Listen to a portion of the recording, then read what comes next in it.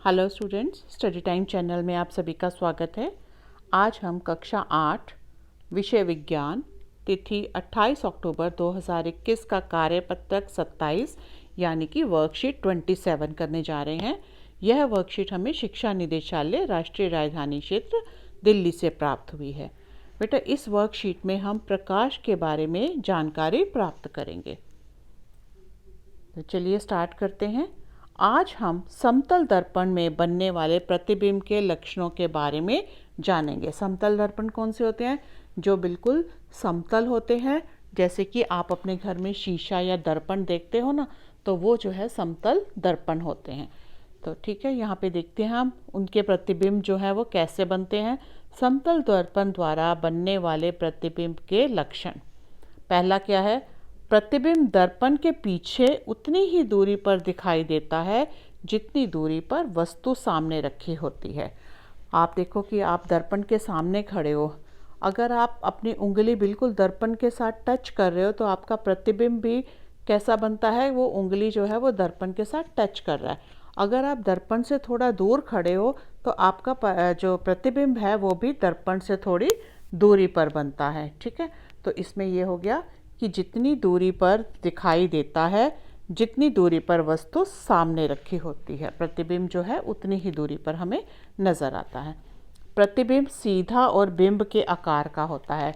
जो जितना साइज बिंब का मतलब वस्तु का जितना साइज होता है, जो प्रतिबिंब बनता है उसका भी उतना ही साइज होता है।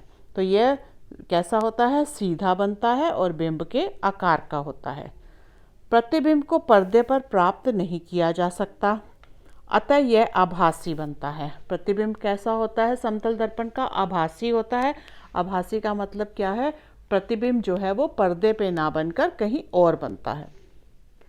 समतल दर्पण में वस्तु का दायां भाग प्रतिबिंब के में बायां दिखाई देता है, जिसे पार्श्व व्युत्क्रमण कहते हैं। मतलब आप देखोगे जब आप शीशे के सामने खड़े होते हो तो आपका जो लेफ्ट हैंड है वो राइट साइड पे होता है, राइट हैंड जो है वो लेफ्ट पे। तो इसको हम क्या बोलते हैं? पार्श्व व्युत्क्रमण कहते हैं। आप समझ सकते हैं कि एम्बुलेंस शब्द को इस प्रकार क्यों लिखा जाता है? एम्बुलेंस को देखा आपने, एम्बुलेंस में लिखा होगा इस तरह का जो है उल्टा लिखा होता है एम्बुलेंस। क्यों? क्योंकि वो पार्श्व व्युत्क्रमण के बाद जब कोई शीशे में उसको देखता है, पीछे एम्बुलेंस आ रही है, कोई कार के शीशे से देखता है, तो वो उसको बिल्कुल यहाँ पे उल्टा, एम्बुलेंस पे उल्टा लिखा हुआ है, लेकिन उस कार के शीशे में वो सही लिखा होता है, इस तरह से एम्बुलेंस लिखा होता है। ठीक है, तो ये किस कारण होता है? पार्श्व व्युत्क्रमण के कारण होता है। फिर है परावर्तन के प्रकार। पिंकी की माँ बाजार से एक नई स्टील की प्लेट लेकर आई। पिंकी ने देखा नई प्लेट पर उसका चेहरा साफ दिखाई दे रहा है। आप देखते हो ना कि स्टील का कोई बर्तन या प्लेट आप लेते हो, एकदम नई होती है जब, तो आप अपनी उस पर शक्ल देख सकते हो। ठीक है, तुरंत रसोई में गई और पुरानी थाली में चेहरा देखने लगी। तो पिंकी ने क्या किया? पहले नई प्लेट आई, उसमें अपना चेहरा देखा, फिर वो रसोई में गई, जो पुरानी प्लेट थी उसमें भी उसने अपना चेहरा देखा। ठीक है, लेकिन पुरानी प्लेट में यह धुंधला था। मतलब नई वाली में तो बिल्कुल साफ नज़र आया, और जो पुरानी प्लेट थी उसमें नज़र तो आया, लेकिन वो क्या था? धुंधला था, क्लियर नहीं था। अगले दिन स्कूल में उसने अपने शिक्षक से पूछा कि उसका चेहरा पुरानी प्लेट में धुंधला क्यों दिखाई देता है। तो जाके नेक्स्ट डे उसने अपनी टीचर से पूछा कि भाई इस तरह से मैंने प्लेट में देखा था, नई प्लेट में तो सही नज़र आता है, लेकिन जो पुरानी प्लेट है उसमें मुझे अपना चेहरा जो है वो धुंधला सा दिखाई देता है। तो शिक्षक ने कहा, चलो इसे विभिन्न सतह के साथ करके देखते हैं, कि हम अलग अलग सतह पर देखते हैं कि प्रतिबिंब कैसा बनता है। दी गई तालिका में सतहों में अपनी छवि का निरीक्षण कर तालिका को पूरा करो। तो यहाँ पे देखो हमें सतह दी हुई है, यहाँ पे प्रतिबिंब बताना है, साफ बनेगा, धुंधला बनेगा या नहीं दिखेगा हमें। तो नई स्टील की प्लेट है तो प्रतिबिंब कैसा होगा? साफ होगा। तो यहाँ पे हम क्या लिखेंगे? साफ बनेगा। लकड़ी की टेबल पे प्रतिबिंब बनता है कभी? नहीं ना, तो यहाँ पे लिखेंगे नहीं दिखा। नहीं दिखा। दर्पण में जो है वो कैसा होता है, बिल्कुल साफ बन नज़र आता है हमें अपना प्रतिबिंब।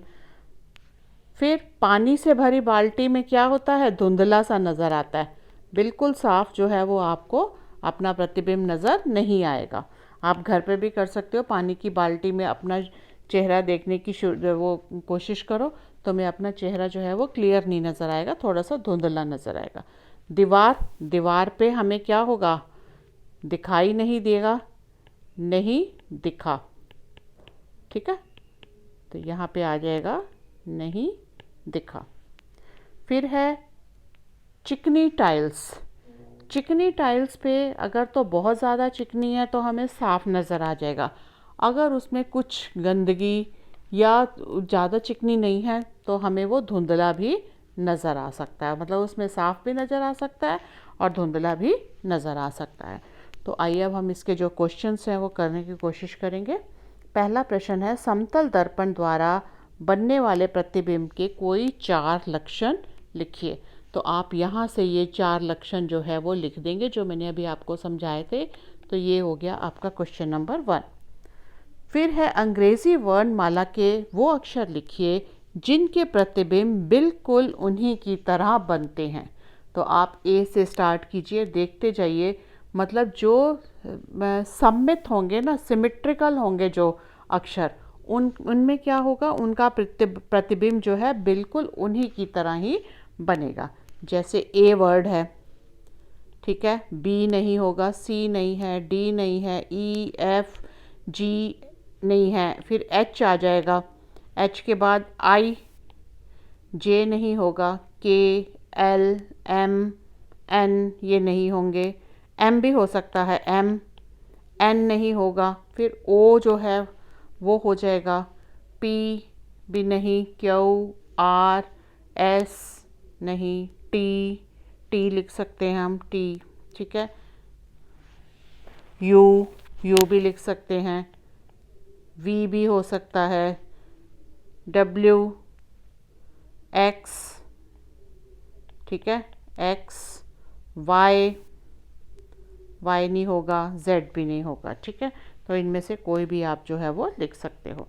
फिर है रिक्त स्थान भरिए। रिक्त स्थान भरिए में क्या है, पहला है, प्रतिबिंब जिसे पर्दे पर प्राप्त नहीं किया जा सकता वह, हमने यहाँ पढ़ा था ना, ये आभासी बनता है, तो हम यहाँ लिखेंगे आभासी, ठीक है।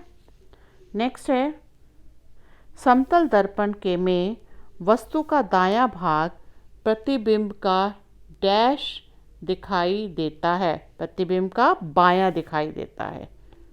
ऊपर अभी मैंने समझाया था ना कि जो दायां भाग है वो हमेशा बायां नज़र आता है और जो बायां भाग है वो हमेशा दायां नज़र आता है।